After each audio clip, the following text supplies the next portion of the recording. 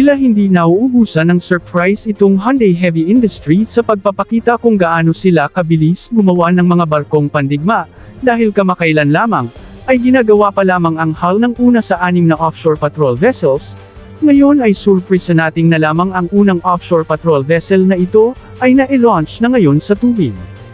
Ganun pa man, ang opisyal na seremonya sa milestone na ito, ay inaasahang mangyayari nitong buwan, at dadaluhan ito ng mga opisyal mula sa ating Department of National Defense at Philippine Navy. Bago mangyayari ang sea trial sa barkong ito, na siyang huling milestone bago ang delivery, ay dadaan muna ito sa mga fit-out ng mga equipments, sensors and armaments.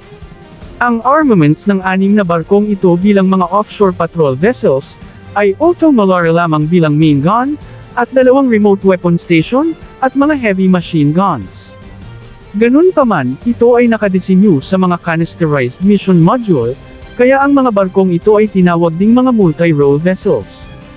Ang canisterized mission module ay maaring maglalaman ng mga equipments para sa search and rescue, patrol surveillance and intelligence, anti-submarine warfare, anti-air warfare, anti-surface warfare, or lahat na.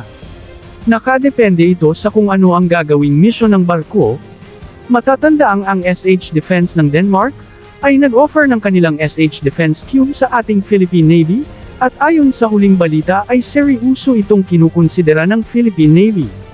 Kaya hindi magandang pangunahing hamakin ang kakayahan ng mga barkong ito.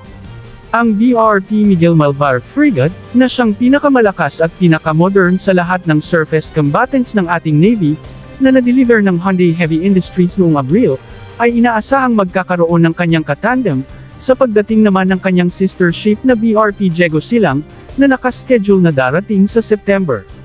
Noong Abril, ang mga provisional crew ng BRP Diego Silang ay nagtungo na sa South Korea, para sa Original Equipment Manufacturer Training o OEM, bilang paghahanda sa completion ng BRP Diego Silang at sa delivery nito sa bansa, bilang isang battle-ready platform ng Philippine Navy. Ang BRP Diego Silang ay napabalitang darating sa susunod na buwan, ngunit tila mahirap itong paniwalaan, dahil ayon sa Philippine Navy, sa September ang original na schedule ng delivery. Sa Hunyo man o sa September, nasa advance pa rin sa schedule ang Hyundai Heavy Industries, dahil dapat sa susunod pa na taon ang delivery ng 2 barko, base sa kontrata.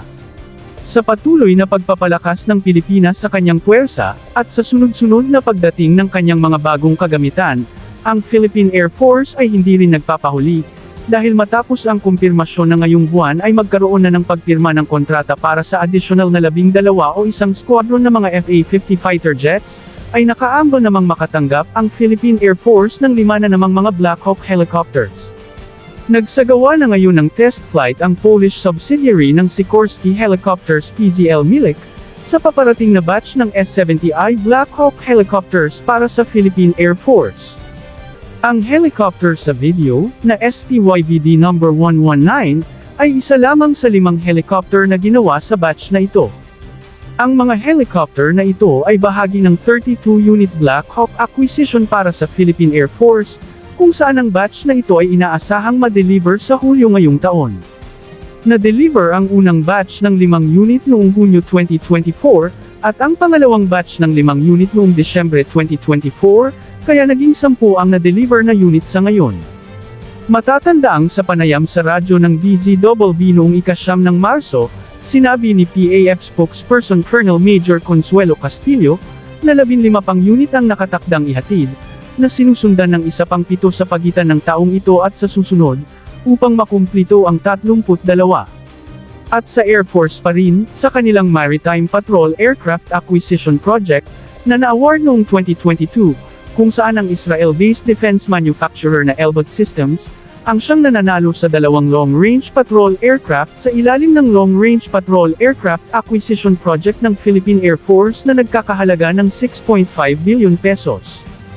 Ang eroplano ay nakabase sa ATR-72-600 aircraft, modified para sa maritime patrol mission, base sa pinakahuling larawan sa sinasabing una sa 2 eroplano. Makikita ang isang ATR-72-600 based P-72 maritime patrol aircraft na may tatak na Philippine Air Force, palapag ito sa Turin, Italy, mula sa mga MPA conversion works nito sa bansang France, inaasahang patungo na sa Israel ang eroplanong ito, para sa final fit-out. Klarong-klaro ang Philippine Air Force sa kanyang katawan, na magbibigay sa atin ng pride para sa ating Philippine Air Force.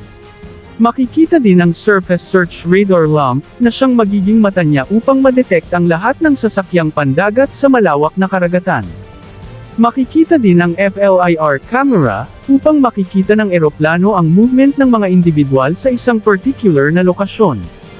Makikita din ang mount para sa SATCOM antenna, meron din itong bubble window, upang makikita nila gamit ang handheld camera kung ano ang gusto nilang makita sa baba.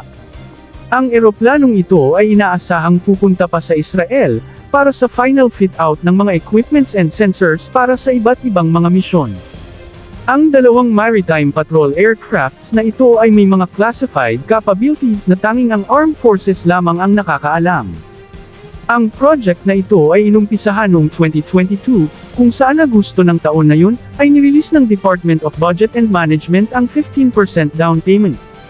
Nakapagtataka, dahil ayon sa kontrata ay dapat ma-deliver ng Elbit system ng Israel ang dalawang eroplano ngayong taon 2025, ngunit noong Marso pa lamang 2024, ay binigay na ng Pilipinas ang 100% ng total cost ng contract.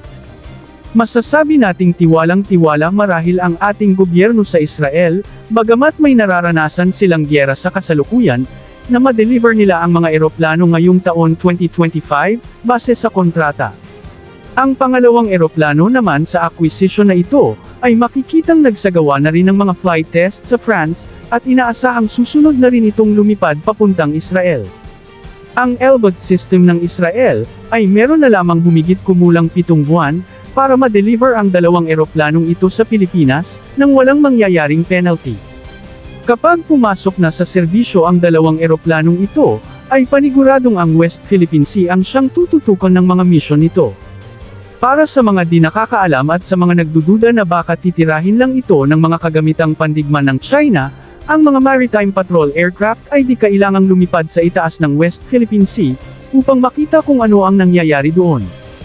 Sa panahon ng military conflict, kailangan lamang niyang lumipad sa itaas na malapit sa mainland ng Pilipinas, upang makita niya ang mga movements at coordinates ng mga barko ng China at ang sitwasyon sa lugar.